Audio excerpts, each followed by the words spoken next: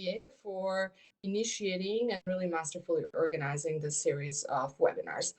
We were very pleased by how many of our colleagues and friends and practitioners around the world joined the last session, which shared experiences from Asia. At that point, I think the idea was born to really continue with this series, particularly as today we are still seeing focus in majority on macrobiological, epidemiological, and public health responses. But there is a tremendous interest in the health. Sorry, Irina, you have to unmute yourself. I have to put mute all because people started to talk. I don't understand this. So I put mute all, please. Okay, thank you. We are now seeing some segmentation between the countries based in large extent on their epidemiological picture and their response. And so some countries are faring better than the others and are charting their own paths. And I think these experiences are really invaluable for all of us who are trying to work with countries around the world to ensure appropriate response. At the moment here at the World Bank, I am the member of the steering group for P4H from the World Bank. We are supporting in this area about 100 countries and are collaborating across the world with other institutions and countries on a set of responses. So I am looking forward to hearing experiences of Germany today in particular. Germany, as you may know, was one of the founding members of the P4H network on health financing and has been an incredible supporter and leader in this arena and has certainly participated very actively in the P4H network. I will not spend more time. I will connect with you all at the end in time for a wrap up. But now I would like to hand over to Olivier to do a proper introduction of our distinguished speakers today. And once again, thank you all for joining and thank you to our discussant and participants as well. Thank you, Olivier. Over to you. Thank you, Irina, very much for your introductory words. Before Professor Dr. Lauterbach will start his presentation, let me introduce him to you. I mean, certainly anyone in Germany would know him as he's a very high-profile deputy and frequently appears on talk shows and reflects on health systems issues and also recently also on Corona, obviously. Professor Lauterbach studied human medicine in Germany, in Aachen, and at the University of Texas in San Antonio, and University of Düsseldorf, where he graduated. He also studied health policy and management as well as epidemiology at the Harvard School of Public Health in Boston, graduating with a Doctor of Science in 1992. From 1992 to 93, he held a fellowship at the Harvard Medical School. Since then, he has been director of the Institute of Health Economy and Clinical Epidemiology at the University of Cologne, and he was appointed adjunct professor at the Harvard School of Public Health in 2008. He was a member of the Council of Experts advising the federal government on developments in the German healthcare system from 1999 until he was elected to our parliament, to the Bundestag, in September 2005. He was a member of the Rurup Commission, a committee of experts that was established to review the financing of the social insurance system. Professor Lauterbach made his entry to the German parliament, to the Bundestag, with a direct mandate by winning in his electoral district, Cologne 4. Ich höre mir ein Webdings da an. I have to mute again all. This is getting noisy. I don't know how this happens. Sorry. I make now mute on entry. Perhaps this works better. Sorry. So he is member of the parliament since 2005, and he served since then also on the health committee. He also, appointed by the Federal Minister of Health, Hermann Gröhe, he served as a member of an expert commission on the reform of Germany's hospital care from 2015 until 2017. As you can hear, we have really a truly exceptionally placed expert to share and to reflect on the German healthcare system. So please, Professor Lauterbach, go ahead with your presentation. Just wait a moment. I will now display your slides. So, Karl Lauterbach, over to you, please.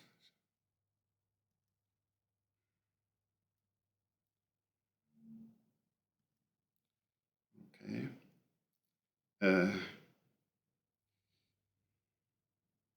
Hello?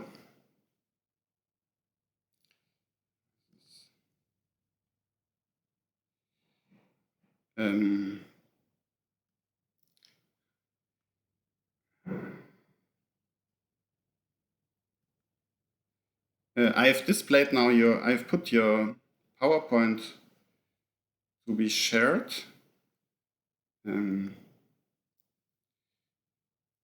Karl Lauterbach, you could start now, but perhaps there's a technical issue with unmuting.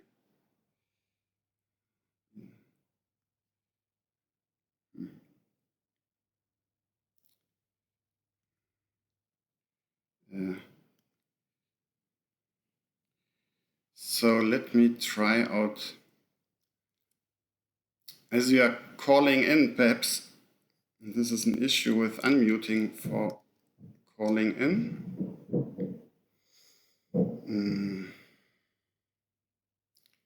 Let me see.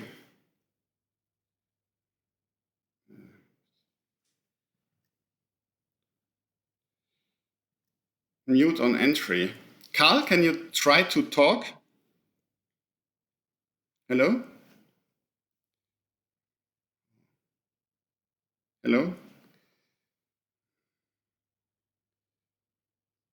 Yeah, I've taken the PowerPoint away to concentrate on getting Professor Lauterbach on board. I mean, he certainly is with us, but I think this might be a muting issue, but I put mute on entry. So as you talk, next to his name, yeah, good, thank you. This is global learning in real time. I will call in user, oh, what is this, call in user 3. This is a bit tricky now, because I don't know what his name is. He was calling user 2, but I don't see this anymore. I don't know if there's a technical glitch here. Sorry, he certainly was with us earlier. Unmute all the calls, unmute all the call in users. Yeah. And let me try out. I will now unmute all the call in users. I've unmuted now all the call in users. Karl. Yes, can you hear me? Ah, wonderful. Okay, thank you. Thank you also for the technical assistance from the Center of Global Development and WHO Euro. Now we can hear you. Now, just a short second. I need now to display your presentation, and then we are all set. Okay. Wonderful. We all set. Yeah. No, this is not what we want. We don't want the minutes.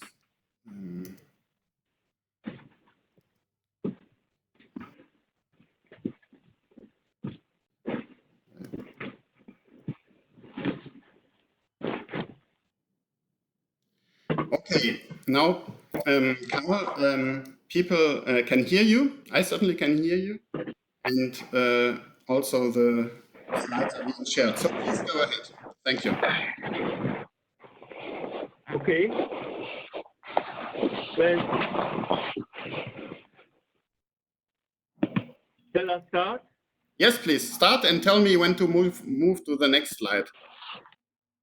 Perfect. Well, thank you, first of all, for having me on this important meeting, and thank you for introducing me. I'm currently very much involved in dealing with the corona crisis, and in my presentation, I will start in giving a short introduction to where we are currently dealing with COVID-19, and then I will deal with the German healthcare financing. Please go to slide number 2, Oliver. Yes. Where I introduce the corona chronology. We had our first case of COVID-19 coronavirus infection in January 28, and about 1 month later, March 1st, we had 100 cases, 100 infections confirmed in Germany. So at that time, we immediately recognized that this would be a pandemic that would also, let's say, hit Germany heavily, and we introduced measures to confine the spread of the disease as of March 1st. March 1st, the Federal Minister of Health recommended that all events with more than 1,000 people in Germany should be canceled. About 2 weeks later, on March 13, we came up with the largest crisis package that we ever put together. The federal bank KfW for, let's say, state development came up with a rescue operation of 500 billion euros in order to, let's say, provide economic support for small businesses and large businesses. And we also immediately introduced an unemployment benefit package that would pay for everyone about 2/3 of the wage who was temporarily put out of work.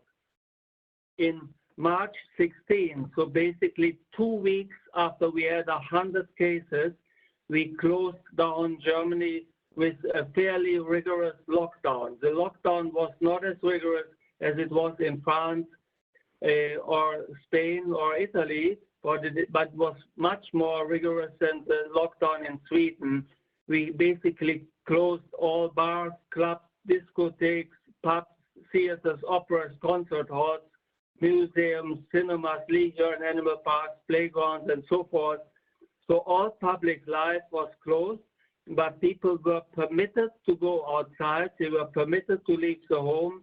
They were permitted to basically meet with family members, and meetings with 2 people in public were permitted. We came up with a recommendation of 1.5 meters, roughly speaking, 6-foot distancing, social distancing. No masks at that point were worn in Germany, but this was the basic structure of the lockdown. The lockdown was heavily supported by a finance package, which made it possible for people to stay home, to either work in home office or to not work at all. Everyone who lost his job temporarily because there was no business and business was closed was provided 2/3 of net income of income for an unrestricted time frame. So therefore, no one had to go to work in order to survive. No one had to go to work in order to, let's say, not lose the job. All jobs were basically secured, and public money was used in order to come up with a lockdown for about 1 month. I'm not going through the details of the lockdown. We can basically skip to page number 4. We can go to page number 4 now.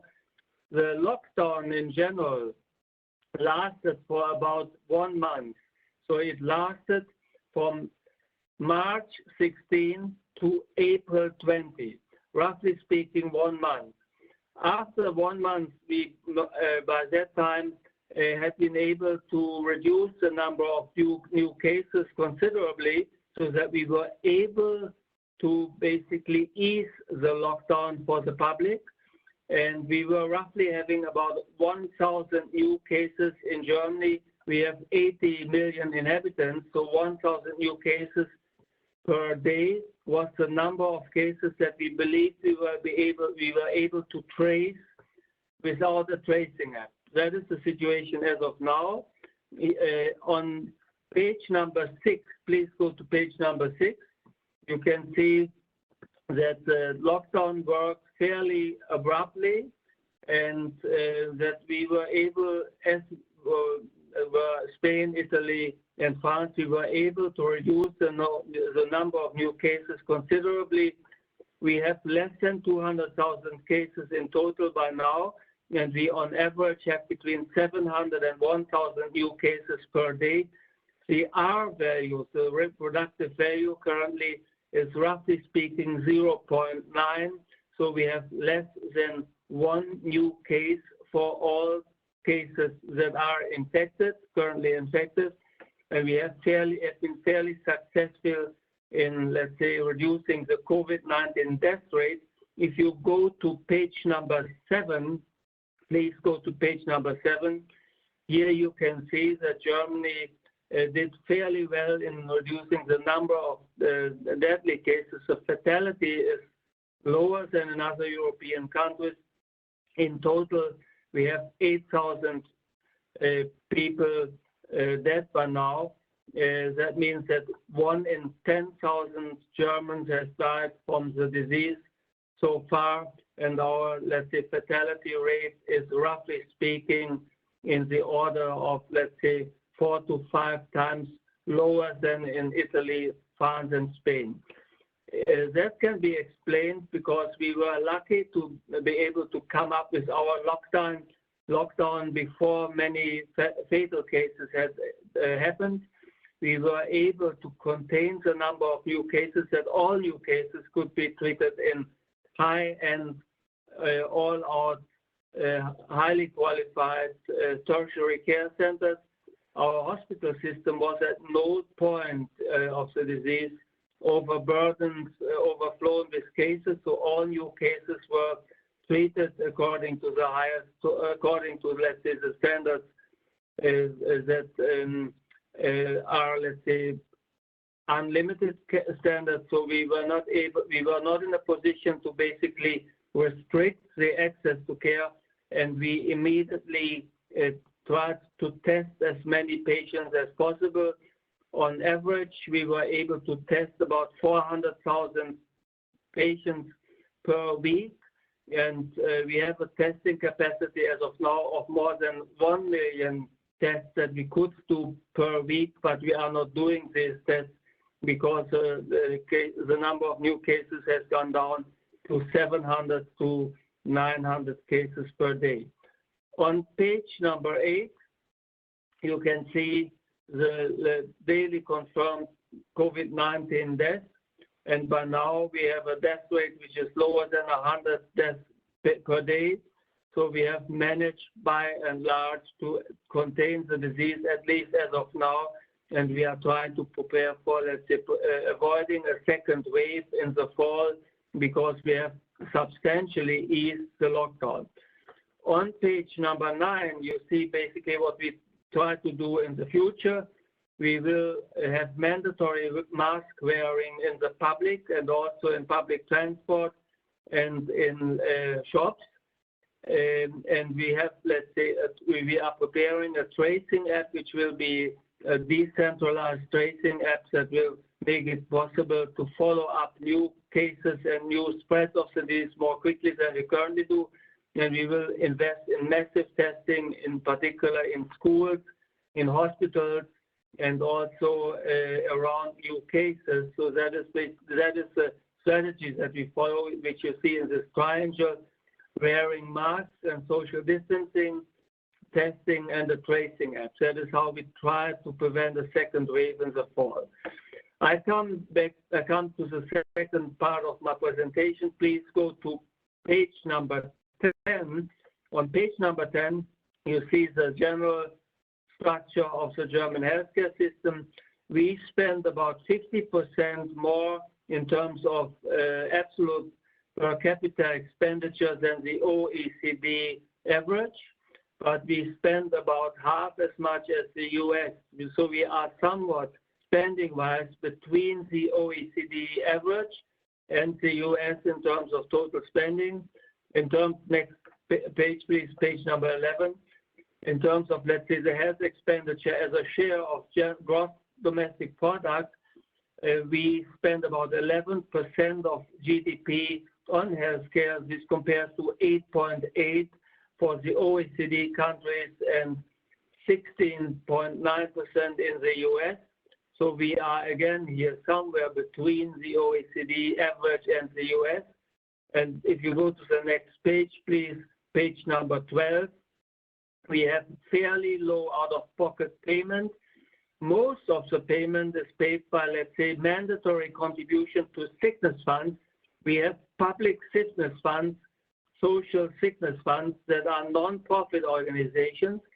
which are comparable to, let's say, health insurance schemes, non-profit health insurance schemes. They have a mandatory universal benefit package, and this benefit package is a fairly comprehensive benefit package. It covers inpatient care, outpatient care, long-term care. It also covers drugs and medical devices, and it is fairly comprehensive in comparison to other European countries, and in particular in comparison to the US. If you continue to go to page number 13, you see the general structure here again. We have 82 million inhabitants. Of these, 70 million are insured by the public statutory health insurance system. This is a public system. It is not a tax finance system, but it is a system which, let's say, uses mandatory contribution rates. The contribution rates are income-based, roughly speaking, 15% of income. Half of this is paid by the employee. The other half is paid by the employer. So it is basically a solidarity finance system where contribution rates depend on income and are paid 50% by the employer and 50% by the employee. On top of this, we have also a private system. The private system is typically the system for state employees and for, let's say, a couple of, let's say, entrepreneurs. It covers about 10% of the population, and I'm not going to cover this. You are only eligible for the private system if you are a state employee, a civil servant, or if you are a self-employed person, or if you earn above a certain income limit. But 90% of the people in Germany are publicly insured, and there is no major quality differences in the treatment and the coverages between the public system and the private system. On page number 14, you see the general system of our social insurance system. Our social insurance principles are based on 5 pillars. We have a retirement pension insurance, which is mandatory, then the healthcare insurance, which is mandatory, a long-term care insurance system, accident insurance, and unemployment insurance. Today, as I've already pointed out, salaries determine the contribution rate. So low salary means low payment, as you can see on page number 15. Dependents of members are eligible for the same benefits. For the unemployed and the welfare recipients, public funds pay, and we have a highly developed infrastructure, no waiting list. We do have an aging society, and we do get a lot of innovation, so the costs will be rising in the future. But currently, the system, at least in the opinion of most Germans, is working reasonably well. We have about twice as many intensive care beds and intensive care facilities than European average. That was a major advantage in the COVID-19 crisis because of our, let's say, high density of hospitals in general and our even higher density of intensive care units and intensive care doctors. We were in a position to basically provide ventilation support and all-out ECMO treatment and ARDS treatment for all COVID patients that were in need of this. We go further to page number 17. How is the benefit package determined? How does this work? Well, we have a board of doctors, hospitals, and sickness funds, and they negotiate the benefit package. The benefit package by law has to cover all treatments that are shown to be cost-effective and evidence-based medicine. So whatever treatment comes to the market and can be shown to work according to the standards of evidence-based medicine and are reasonably cost-effective without there being an official threshold of cost-effectiveness has to be paid. It has to be included in the benefit package. The benefit package is improved on a basically monthly basis. So all new drugs, all new treatments that come to the market and show superior value and benefit in comparison to standard treatments have to be included and have to be covered by the sickness funds. That holds for hospital treatment as well as drugs, as well as ambulatory care treatment. On page number 18, you see the distribution of expenditures according to the sectors. The biggest sector is the hospital sector, covering by and large 1/3 of the total expenditures. Drugs is about 1/6, and ambulatory care is also about 1/6. And you can see on the pie chart the remaining different part of the benefit package. Currently, the system is running a small surplus, but this may change because the system does have this disadvantage that income to the sickness funds depend on how many people are in the workforce and their income, their general income. So due to the COVID-19 crisis, the income, the revenues of the sickness funds will decline in the near future. That is a problem, and we will basically cushion this with public funds, and we have just last week passed a law that will help the sickness funds to survive this income crisis. But we have a fair amount of liquidity reserve, and as of now, Germany, in terms of total debt, is doing reasonably well. Our total debt of the general society is about 60% of GDP, so this is well below European average. So in that sense, as of now at least, the healthcare system in Germany is not at an immediate risk of, let's say, shortness of funds. In the long run, this will obviously change, but we hope we are in a good position to master the corona crisis and also to master the aging of the society in the next decades to come. This is the short presentation that I wanted to share with you. If there is any questions for you, or if you are interested in any additional information, please let me know immediately. I'm looking forward to your questions, and also beyond what I've just told you, to beyond my short presentation here, and beyond the opportunity which I'm privileged to have with you today. I'm always available to you by my parliamentary office or by my institute at the University of Cologne or my Harvard office. So thank you so much for your attention, and I hope you could hear me well. I could unfortunately not see you for technical reasons, but I'm looking forward to your questions and your comments. Thank you, and I turn it back to Oliver. Thank you very much, Karl. This was a very clear presentation, and also I was mostly able to click on the right time on the adequate PowerPoint slide. So I think the messages have come across very clearly. Also, I found it interesting, but I will not go into reflection now, that you also looked into issues like social protection and overall debt status of Germany, which of course also play a factor in the resilience dimension.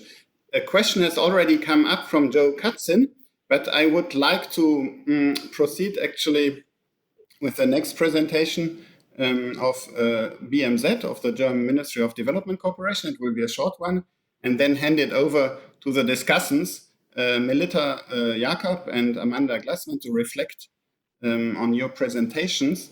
But can you stay with us for until the end of today's webinars? Otherwise, I would allow for a direct round of questions. Can you stay with us, Karl? I can stay with you. I'm interested in what you have to say. Thank you so much that you are with us, Melita and Miranda, and looking forward to your presentation. I join you. Okay, great. So, you will have the possibility of answering questions then towards the end, hopefully. Now, let me go to the other presentation. On behalf of BMZ, Ruth Schumacher, Dr. Ruth Schumacher will present. She's the project leader at German International Cooperation at GIZ, and leading the global project on universal health coverage, including also, amongst others, the contribution to this network of P4H, but also she's heading the special task force on pandemic, which was created actually after the Ebola crisis. Now, just bear with me. There's so many. I have now to close this presentation, and stop sharing. Just 1 second. I'm a bit concerned to inadvertently close the entire meeting. So bear with me a second. I'm going to open the next presentation. And Ruth, you can get ready. Just a moment. Open.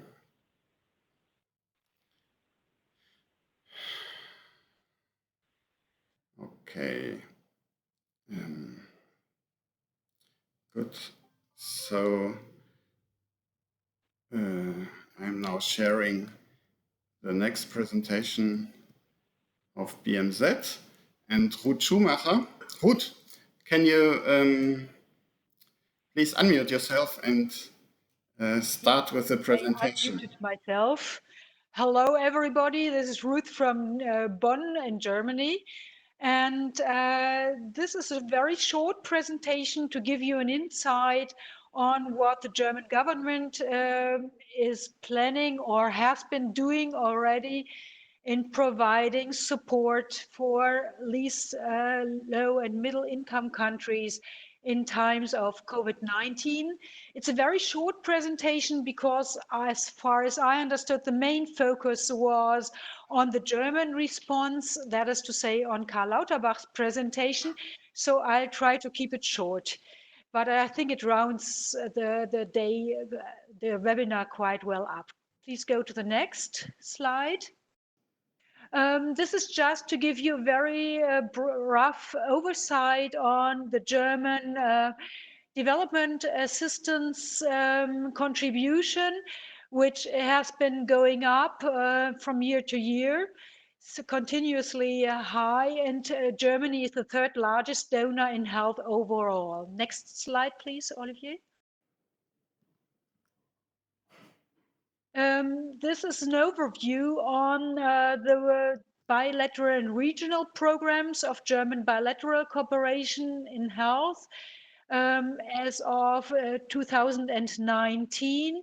So you can see we have a strong focus on Africa and Asia, much less on South and North America. There are some components in health in America, but the main focus of health programs is in Africa and Asia. Next slide. So BMZ's bilateral and multilateral engagement in health to understand the COVID-19 response. I give you just a rough overview on the context. There is a new strategy which is called BMZ 2030, which has been put forward this year by the minister. And it aims at making German development cooperation more effective and strategic, and is quite strongly focusing on multilateralism. The health system strengthening and UHC will go through, though, as a commitment according to the SDG 3 agenda. And however, this is seen much more than in the past as part of the multilateral engagement of German development cooperation and politics.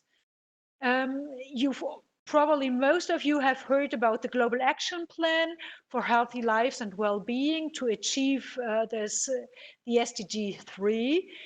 And this has to be seen as an overheading umbrella, also as the COVID-19 response is concerned. So the German politics aim at a very well-coordinated global health architecture response. Part of this is, of course, strengthening the collaboration with WHO to support its leadership and coordination not only as pandemic preparedness is concerned, but as a leading key organization for coordination of partners in development politics. There is a continuation of bilateral health programs. This was argued upon in the past months as this focus on multilateralism became clear. But however, looking at the COVID-19 response, there has been a new focus on bilateral health programs, while at the same time strengthening the linkages to multilateral engagement. And a new focus in BMZ 2030 strategic approach is One Health, and I'll come back to this. One Health as an approach, a mainstreaming approach, which looks at different sectoral approaches such as the health of the environment, health of veterinary health, and especially looking at how can we avoid that zoonosis spring over to mankind and trigger new pandemics and epidemics. So One Health approach as a central element of pandemic preparedness. Next slide, Olivier, please.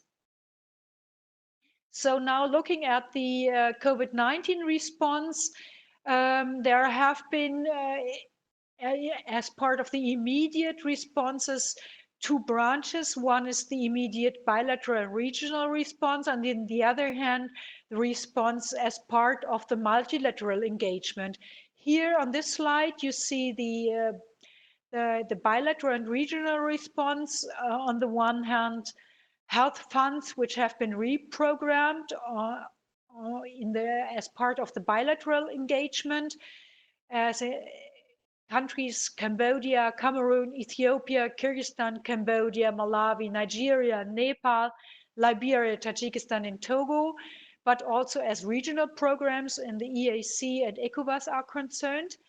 And these very fast responses were based on quick reaction of these bilateral programs, which have answered very quickly on the urgent needs in the countries where they are active.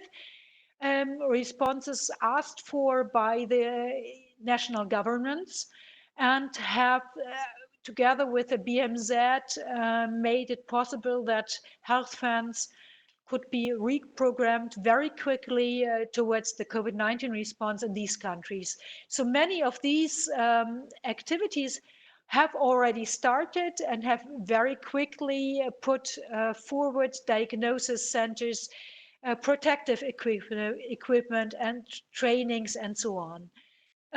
There's also the epidemic preparedness team, which is actually part of our global initiative, of which I am part. And these are, please go back to the other slide. And there have been very quick missions as asked for by the respective governments, especially with a focus on equipping the diagnostic capacities of the countries to diagnose as quickly as possible the virus, and to get the response and contact tracing on board. So there have also been 58 million euros of humanitarian funds reprogrammed for broader support going beyond health, including water and sanitation, nutrition, education, but also for topping up the fast epidemic preparedness team, of which we have been talking already. Next slide. As for the multilateral response, there have been reprogramming of money for the Global Fund. You may know that Germany is one of the biggest donors for the Global Fund. And the Global Fund has put for a time-bound COVID-19 reaction mechanism of 500 million US dollars, and 5% of existing HIV, TB, malaria grants have been made eligible for reprogramming towards COVID-19. Also, Gavi, the Global Vaccine Alliance, 10% of health systems strengthening program titles are eligible for reprogramming, and the BMZ announced a topping up of the German contribution of 600 million euros in the time period between 2021 and 25. And finally, the Pandemic Emergency Financing Facility located in World Bank. And there has been quite a big amount of money, nearly 200 million US dollar dispersed through the insurance window in 2 tranches. Next slide, please.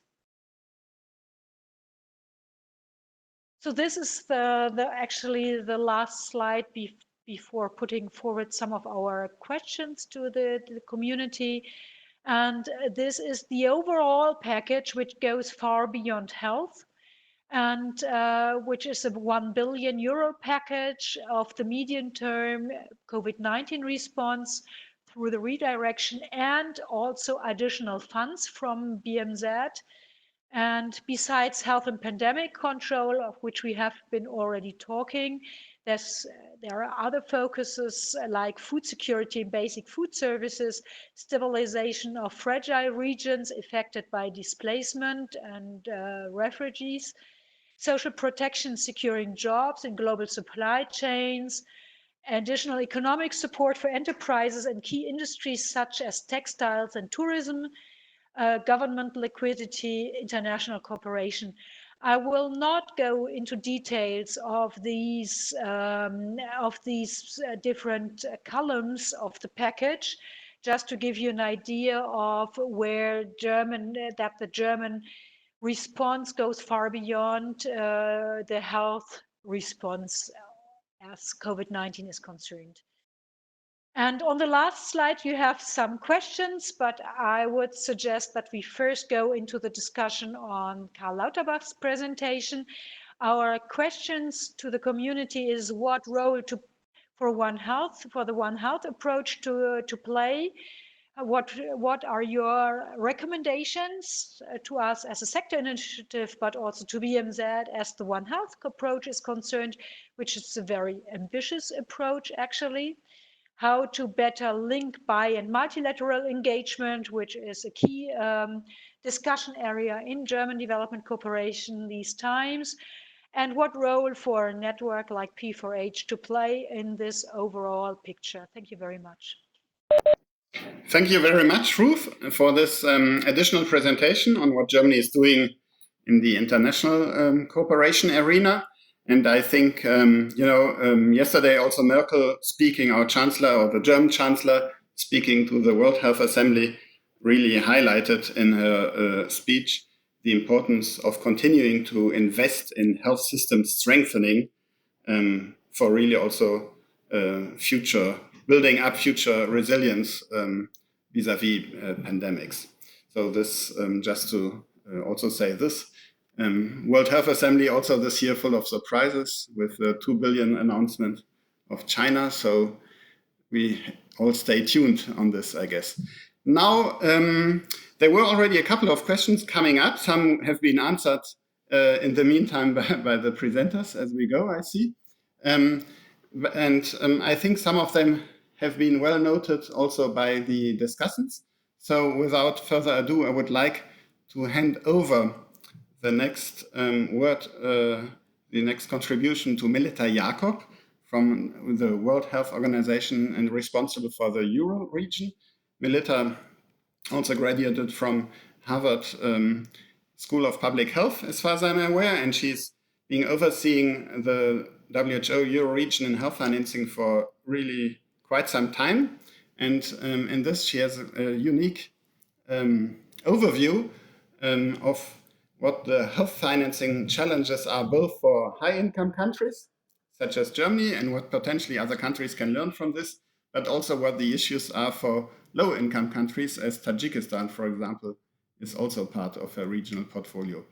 So with this, Melita, I would hand over to you, and also just an announcement for the discussants. We are quite sticking very well in time, so you can take your time in reflecting and answering questions, because we are now we have enough time for really going into the discussion. Thank you. So Melita, over to you, and please unmute yourself. Yes, thank you very much, Olivier, and hello and a big warm welcome to everybody. Carl, it is so nice to be in touch with you and cross paths again in this unexpected way and forum. So we here in WHO Regional Office are really admiring Germany's response to COVID-19, both in terms of the public health response, but also in terms of access to services. And in particular, we are all very eager to unpack the causes behind the low mortality rate. So your presentation was very exciting for us, and there is much to learn from. I'm going to comment from the perspective of countries that are less well-resourced and perhaps have a less well-developed health system than Germany does. So from the perspective of eastern part of our region. And I have 4 main points to make, and I'm sure Amanda will echo some of them. The first one is, it seems that one of the critical lessons from Germany is that sufficient funds for essential public health functions must be available to respond well to COVID-19. And this is something that our blog or Health Financing Global Technical Guidance emphasizes. When we look at countries where I work in, health systems are much less well-funded, operating at 3, 4, 5, 6, 7% of GDP. And within that, public health action in particular has been underfunded for decades. So it is very, in the first part of the response, what we have seen is that even these countries have made resources rapidly available, but those resources have gone into creating acute and intensive care surge capacity mostly. And as countries are coming out of the lockdown, it's very important to ensure that public health surge capacity for testing, tracing, and isolating is also available. But in this part of the world, they're not so well available. And then the question is, how do we change these spending patterns very rapidly, very rapidly ensure that there is public health surge capacity and how we resource that. And here is, I think, what some of the warnings that I think as countries are now heavily investing to make acute and intensive care available, we have to make sure that this short-term response does not remain a long-term spending pattern, because we will be seeing ventilator cemeteries, to use a term I just recently heard. And we should not forget about our long-term agenda in health system strengthening of primary healthcare and public health capacities that are the cornerstone of good pandemic preparedness, but also to move towards universal health coverage. I saw on one of your slides, Carl, that Germany indeed is now looking ahead to create this public health surge capacity. And you noted that teams of 5 per 20,000 inhabitants are going to be created or are being created. And if you could speak a little bit more about this after my comments, that would be really helpful. And it also ties in with a comment in the chat line from Michael Borowitz from the Global Fund of how you're thinking about it, how you're resourcing this, and whether you're using digital contact tracing applications. So my second comment would lead to how we ensure coverage and how we fund coverage for countries. And it is quite clear that full population coverage, which is well financed, is essential at times like this, where health-seeking behavior intensifies, to make sure that nobody experiences barriers to seeking either preventive action or treatment when they need it. And it seems Germany has handled this incredibly well. However, there are some dangers with payroll tax finance and employment-based coverage when we look at less mature social health insurance systems. And there are a number of issues here. The first one you mentioned, that there is a very rapid revenue shortfall when the economies come to a stop, employment declines, salaries decline, and there is just simply a revenue shortfall for social health insurance agencies. And in your case, it sounds like Germany has handled it from reserves, but of course, not all countries have reserves. The extent of reserves and how long they last depends on the magnitude of the crisis. And the general budget needs to step in to cover some of those revenue shortfalls. But beyond the resources, what happens with those who are not covered or lose their coverage? And when we see not population-based coverage mechanisms that obviously excluded groups. In the case of Germany, possibly the excluded groups is quite small. And in Western Europe, we think about non-residents, we think about asylum seekers, we think about migrants. But this can be much larger in middle-income countries or lower-income countries where the excluded population is much larger and includes the informal sector and people with loose attachment to labor markets who are the most vulnerable to this economic decline. And they will be the first one to lose their coverage in these type of schemes. So I think it's a question to all of us of what can we do in the short term to mitigate loss of coverage. How can we ensure that people who have temporarily lost their coverage retain it and retain access to services? But in the long term, I think, to be provocative, it really raises a long-term issue and a question: does it really make sense for countries that don't have it to move towards universal coverage with employment-based coverage and payroll tax-based finances, which is so vulnerable to economic shocks? Or whether it makes more sense to think just general tax-based financing and covering the whole of the population. The third area I'd like to address is related to strategic purchasing. And perhaps, Carl, you talked a little bit less about it, but I think it's of interest to all of us, and there were a few questions in the chat line. One of our hypotheses going forward is that countries that have had a strong strategic purchasing function and could rapidly allocate funding to new priorities and resource new ways of delivering services were able to respond to the COVID-19 crisis better. And a number of issues surface here based on other countries' experience. First, you need to finance the surge. And in the case of Germany, you had excess capacity available, but this is not the case in other, even Western European countries that have a much leaner hospital system, and they needed to create surge capacity by drawing in unexpected resources from the private sector, but also repurposing facilities beyond the health sector and transforming hotels into healthcare facilities or establishing camp-style hospitals. And rapidly financing this is a very important aspect of being able to respond to the outbreak. To the extent that COVID-19 is going to stay with us for the next 12 to 18 months, and we need to remain elastic and flexible in our response, I think it's important to think how we can scale up and down the acute and intensive care capacity that might be needed for further peaks. So thinking about this, what was the contracting modality that Germany used to fund the acute surge capacity? And Michael asked in the chat line whether you developed a specific DRG or whether you're using another mechanism such as a block payment for beds or a block payment for preparedness.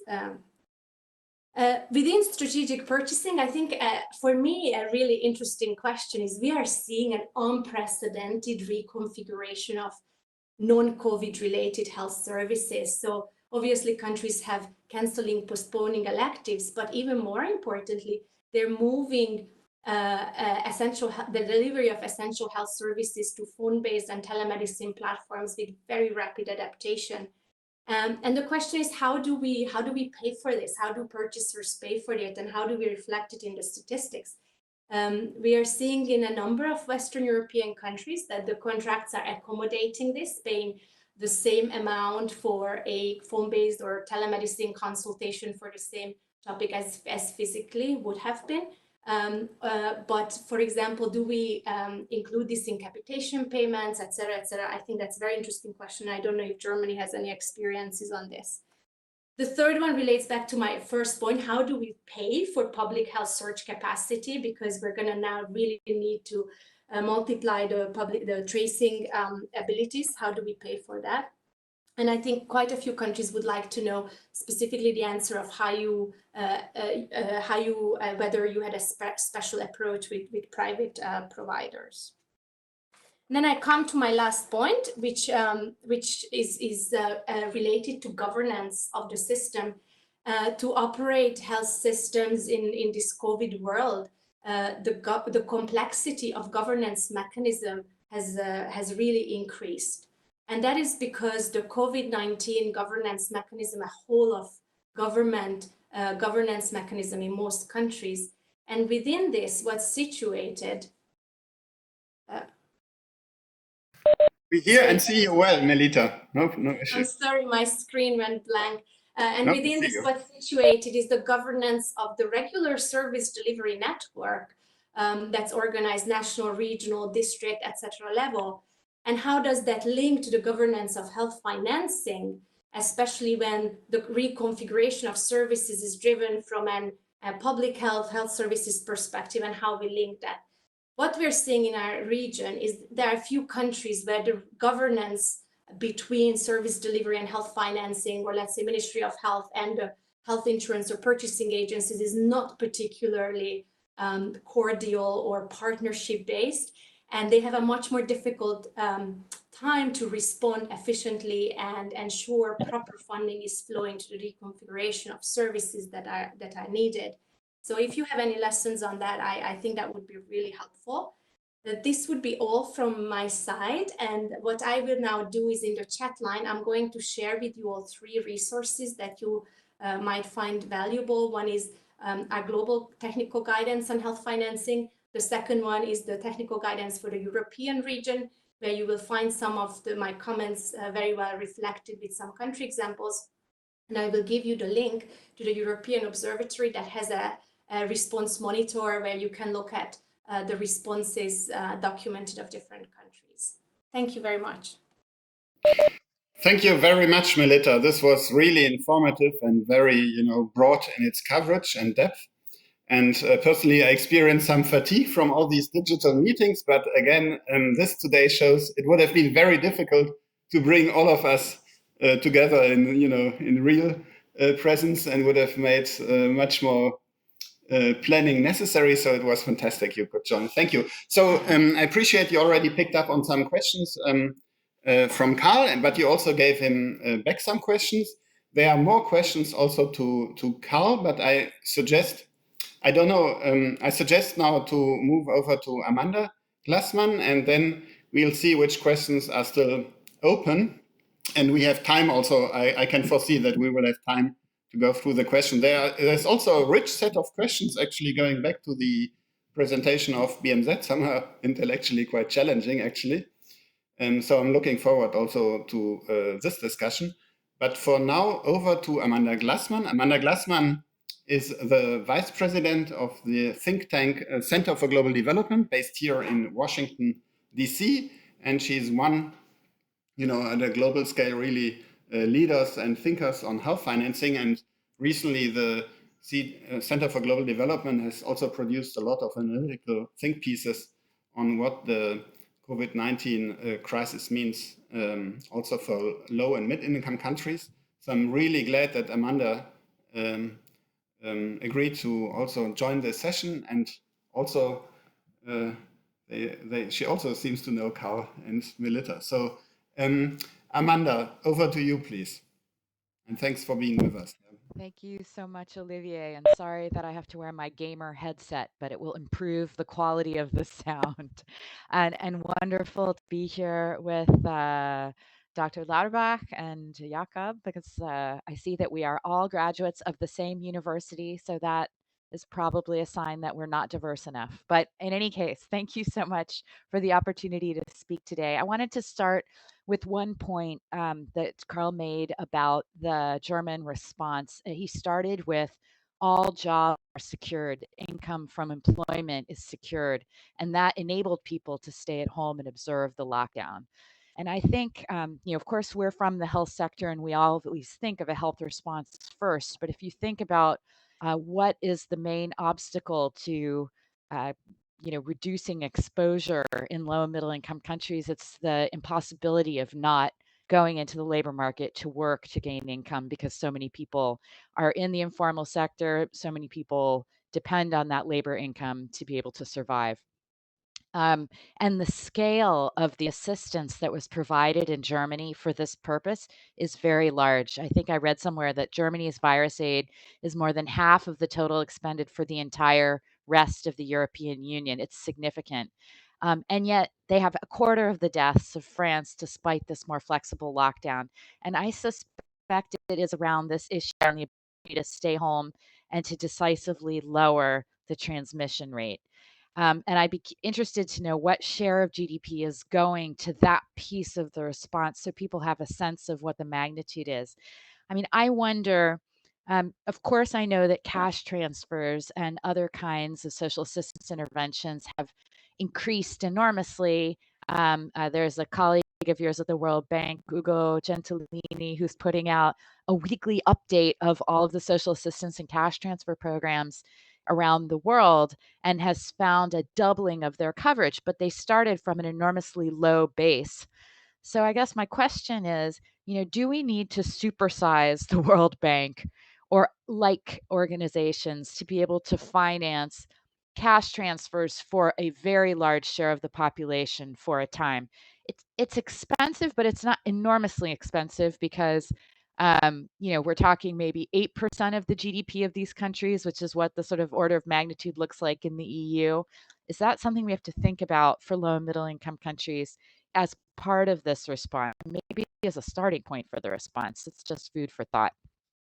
A second point that Melita also picked up had to do with how the government is acting to assure that their employment-based health system continues to operate and be in good fiscal shape given the contractions in employment. And interesting that even though the schemes, the sickness funds are operating with a small surplus, that there is legislation that has been put in place to assure stabilization and smoothing of the financing to the system during this period. And I think it's worth thinking about how we might need, this obviously, even for those countries that do have reserve funds, and not many do, unfortunately, as part of their social health insurance systems or their health system arrangements. And so they are going to require that the central governments consider that kind of anti-cyclical spend into the health system. And it requires smoothing. I just think the magnitude of this collapse in economic activity is really going to require extraordinary measures. And we might need to think as a global community about what is the size of that necessary response. How many countries did have reserve funds that were ready to operate? We looked at this issue now 3 to 4 years ago in the context of looking at benefits plans and how they were being financed. Very few countries really have appropriate reserves in place to be able to deal with such a contraction in revenues. And so we do have to look to these governments, to central governments, to put in place legislation. It would be great to see the German example. Another sort of related issue is what to do in systems where a lot of people, even the poor, this is not all systems, but they're seeking care in the private sector for things like fever, for things like institutional delivery. There is this interesting opportunity right now, just inspired by the German system, that, contracts with private providers, either physicians who are general practitioners or other kinds of providers. Is this an opportunity to contract providers into one system? We've seen some interesting things happening, for example, in Mexico and in Spain with the contracting of private facilities. Is this an opportunity to govern this a bit better? Of course, it's not great to talk about a terrible epidemic as an opportunity for change, but we do have to look at those situations, just because in many countries, the private system was operating completely outside. When we see the collapse in demand, we're likely to see those private providers go under. Do we want to lose that capacity to the health system? Is this an opportunity, if we are going to enable counter-cyclical spend on the public side, to bring some of those providers in? And I mean, just to give you, depends on the country, of course, but I was looking at some recent DHS data, and 80% of fever and cough treatment in Cambodia across urban and rural is in the private sector, or 50% of institutional deliveries in Indonesia among the poor are happening in the private sector. So, it could be that there could be various things going on here, but I do think we have to think about what to do with those private providers during this period of huge contraction. A third thought is about the global institutions and how best to support countries to respond and set priorities. I've already talked a little bit about the importance of the social protection, social assistance piece as the public health response.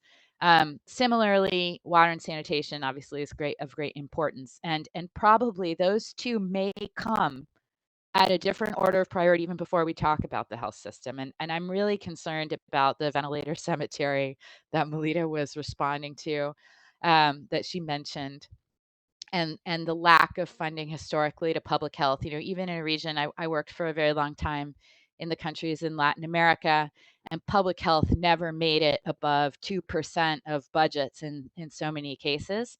It is a just not operational system at this stage. It's underfunded, and the question is, how quickly can we scale that up, and how do we pay for public health? I think that's something that comes up in the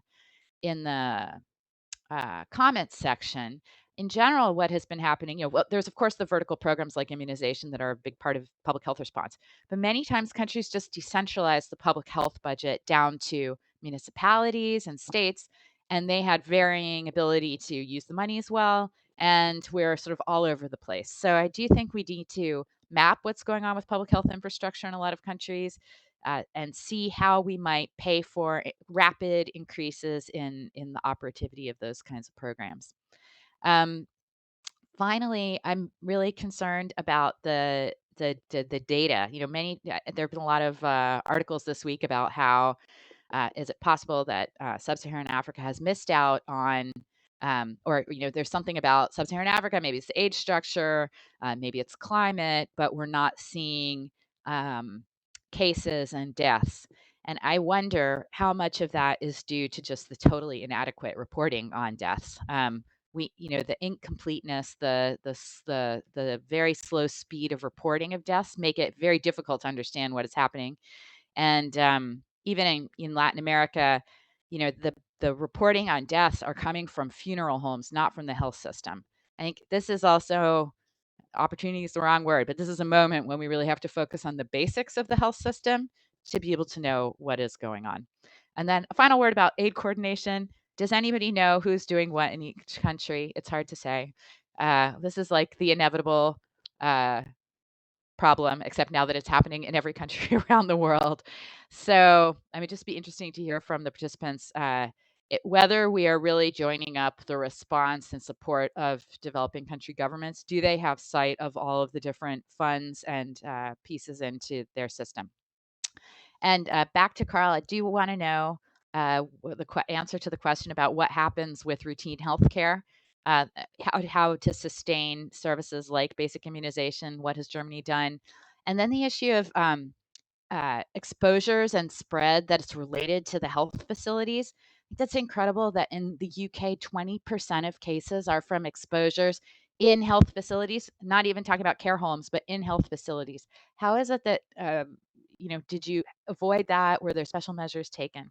Okay, I'll stop there, but thank you so much for the opportunity to participate in this discussion today. Thank you so much, Amanda, for sharing your thoughts. And did I just hear that you launched today a new global institution called Global Fund for Social Protection and Basic Income for All? I'm not sure, but we are eager to hear. Okay, now there were from you, but also from Melita, a number of reflections and questions going back to Carl. I'm not sure if you, Carl, can actually see the questions that were put to you in the chat box. So let me just pull out maybe two. So one was also the question why Germany would have so many ICU beds in general. This was one. And I leave it with this because there are also many questions afterwards to BMZ. So I leave this with one, but we will definitely go through the questions and try to answer them.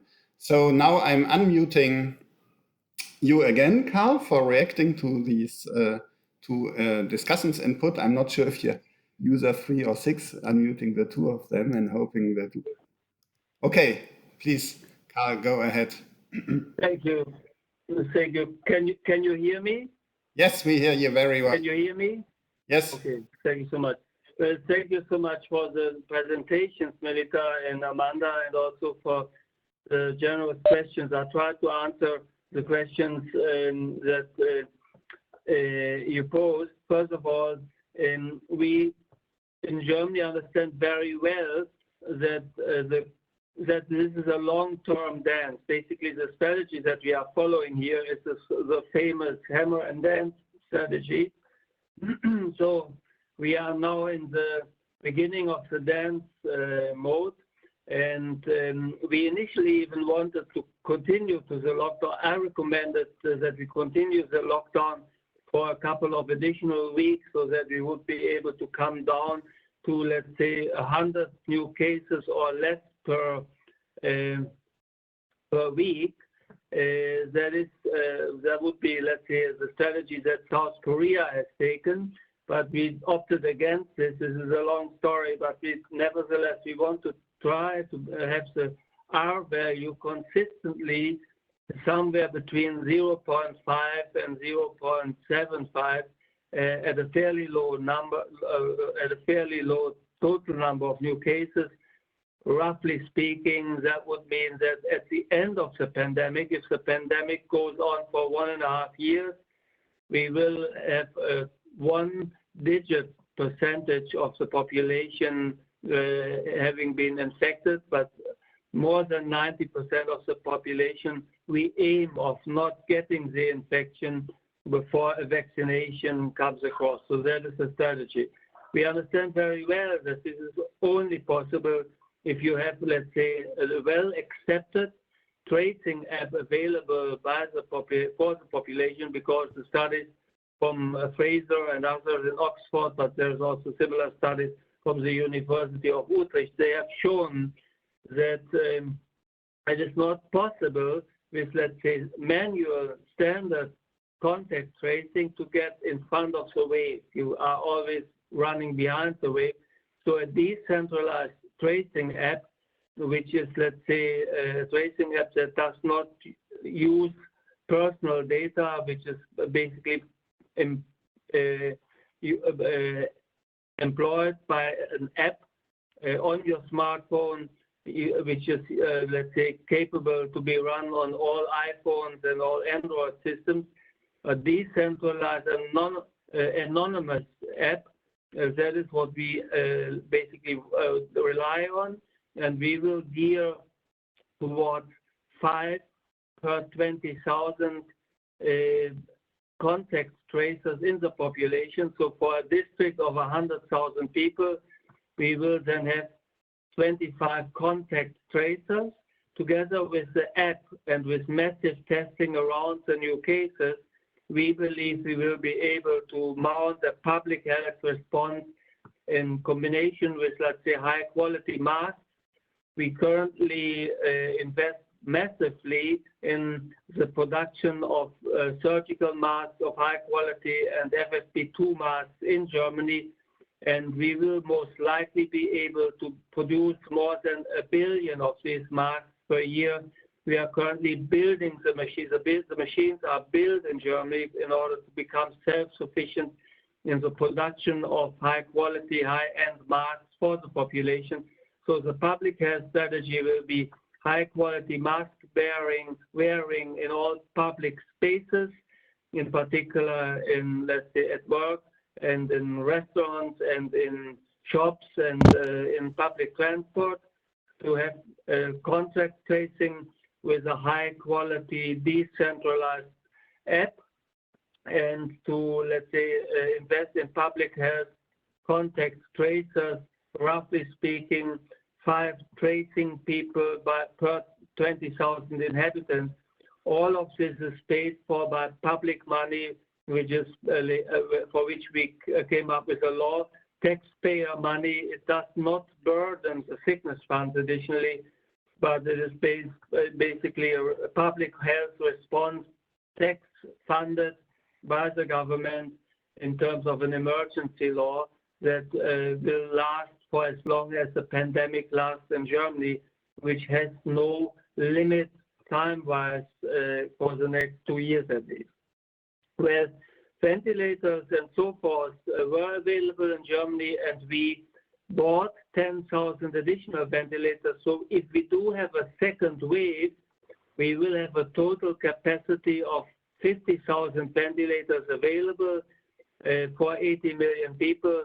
That will basically be a very, and we will also have, let's say, ICU staff and doctors to make these ventilators operable. So we work with a two-tiered system here. We rely on the public health response, but if a second wave hits heavily, then we will have ventilators in place, and we currently, we have basically paid for 10,000 additional ventilators that are currently built in Germany and should be ready by the end of the year. You are right that there is a question whether, let's say, a tax-based system, tax-based system or contribution rate system is better in a crisis. Our experience, at least, was that, let's say, a contribution rate-based system, healthcare system, does fairly well in the crisis. We had, let's say, a very good experience with that in the financial crisis in 2008, 2009. We had good experiences in, let's say, the Euro crisis. Why is that so? Because whenever there is a major economic crisis, what the government typically does, the government puts out money, tax money, into the labor market. So basically a demand supporting labor market policy is what we typically do whenever there is a crisis. So that is then money that gets into the labor market immediately and indirectly ends up in the contribution rate. Because all the money that is put into the labor market, for example, unemployment money or short-term money or money, let's say, that is demand spending money, Keynesianism, demand spending money, supports the contribution rate. If our system was tax-based, then the tax base for supporting the healthcare system would be in competition with the support of the labor market. So whenever there would be a crisis in Germany, we would have basically a competition. Do we put money into the healthcare system or do we put it into the labor market? And that competition basically is this, let's say, decision we avoid in putting the money into the labor market, but having the contribution rate paid for by the contributions and by the labor market. So therefore, the money indirectly ends up in the healthcare system without being in competition with the direct support of the labor market. So I just wanted to point this out. This is a very long discussion. There is advantages and disadvantages to all of these systems, obviously. So this is well beyond the scope of what we can discuss today. But for reasons of fairness, I wanted to point out that at least our, let's say, experience in the crisis with a contribution-based system was that in the crisis it performs reasonably well and has not been cut because there is no budget cut. The government cannot cut the benefit budget package. If, let's say, if there is a crisis, the benefit package cannot be cut by the government. The benefit package is decided upon on the grounds of evidence-based medicine and efficiency considerations by the sickness funds, the hospitals, and the doctors. So the government is in no position to cut the benefit package even in the time of crisis, and has to support everyone who is out of work in terms of then paying their contribution rate. There was the question who pays for telemedicine, because telemedicine is now, let's say, in high demand in Germany, and also has who paid for the extra services. Well, what we basically did, we supported the sickness funds with extra money, tax money, so that they were able to provide services, emergency services, beyond what they were typically providing at that time of the year.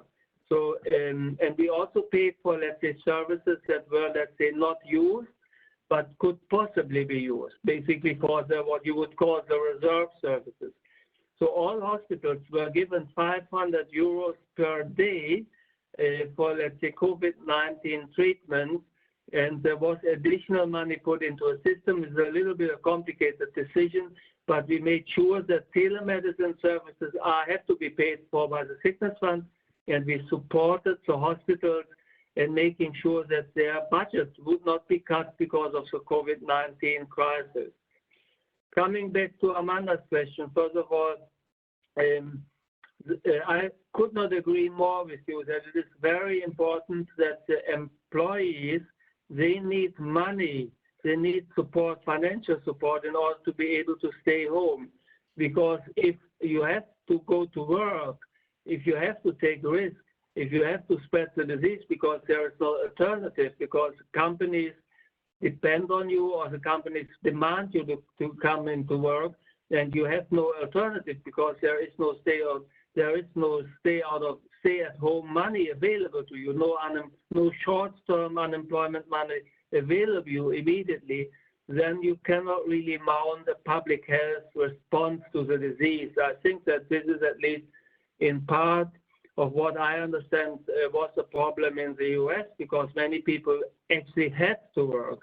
They had to use public transport at a time when it was already very risky to do so. So we wanted to make sure that no one had to go to work for financial reasons, and we made it quite clear that that we would carry through with that as long as it would take, in order to make sure that no one would go in, no one would basically come to work, no one would use public transport and so forth for financial reasons. The question was whether we should now have a discussion about the healthcare system, how to put in more private providers into the public system. We decided not to do that because obviously this is not the emergency in which we currently are. It's not a good time to have, let's say, a system debate, to speak about healthcare system reform in general. The people who are knowledgeable in the field and who have been involved in healthcare reforms in the last 10, 15 years or so, they are now involved in mounting the response against COVID-19. And this is not a good time, in my opinion at least, to discuss how we could bring in private insurers. But this is from the German perspective. What we made clear from the very beginning is that all private insurers and all private providers have to operate under the same rules as the public system. So it was made quite clear from the very beginning, and I myself was also very vocal about this in public speeches and in parliament and so forth, that it is impossible, that reason picking is not permitted to the private providers or the private insurers. So they were under an obligation by law to provide exactly the same services as the public system has to provide. Ultimately, I think prevention will become stronger. This is one of the very, very few blessings of this disease, this horrible disease, which puts at risk so many people and kills so many. But the value of public health interventions has become quite clear in Germany, and I think in many European places. So therefore, we will have much better pandemic preparedness plans in the future. We will focus way more on basic immunization. We will invest into public health facilities. We have decided to invest massively into the, let's say, public health services on a community level. Let's call this a community public health facilities. We will increase their wages and also increase the number of people working there.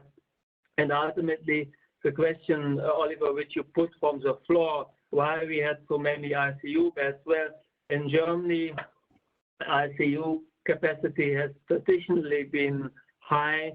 We have a fairly expensive hospital system. We have the highest hospital density per capita in all of Europe. and accordingly, we also have a very high ICU density. This typically also does not only come along with advantages. It is very expensive, and it is, let's say, it's not uncontroversial, let's put it that way, but clearly in such a crisis, it is very good to have, and it helped us because we were able to give high quality care, at least for German standards, for everyone who needed ventilation support of whatever sort. So from mask ventilation to intubation ventilation to ECMO treatment to ARDS treatment and also dialysis ECMO treatment. So all, let's say, high-end interventions for people with multi-organ disease and, let's say, lung failure, immediate pneumonia and so forth, we were able to treat them at least at the highest level of our capacities, and that helped basically to reduce the fatality. I think that this is one of the reasons why, in comparison to the number of cases we had a fairly low fatality rate. That may change a little bit in the future, but so far we have been doing well. And again, no one knows what a second wave is bringing. Then ultimately, the last question which came up is how will we respond to this in the long term, in the long run? Well, it is quite clear that we were hit unprepared, that we were lucky. The German population was very compliant with the lockdown because they saw the horrible pictures from Italy in particular.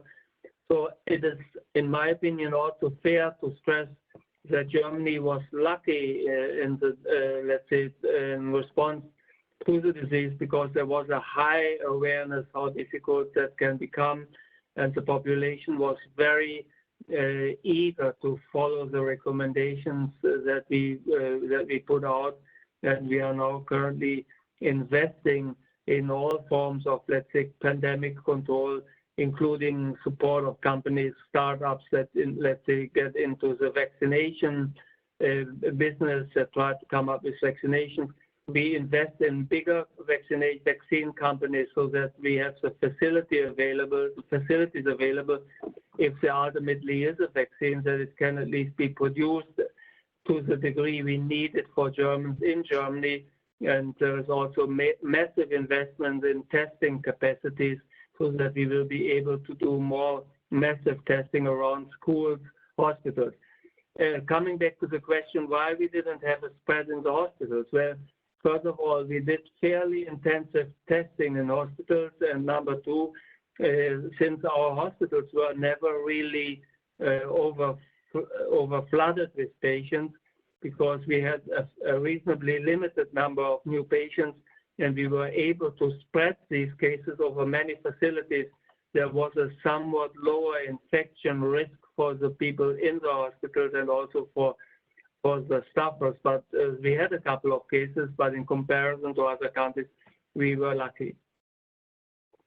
Thank you so much, Karl, for taking time to answer and go through the questions. I was sure that there would be some comments from Joe and others on your point of the advantage of the contributory-based system, and I was not disappointed because actually they made some comments in written. There's a rich discussion to be followed. We'll write these up, and perhaps we can even tease out something in written from all of this. So perhaps the key core message we heard today was really strengthening the public health system when building back. This was also a point made by Agnes Sukat. This is one, and one thing that occurred again to me today, we touched always a bit outside the healthcare system itself, looking into social protection, looking into overall governance arrangements within which these health systems operate, and also the way how governments steer their budgets. So I think if we talk about resilience, we need to really take a broader look also when teasing out lessons for the future.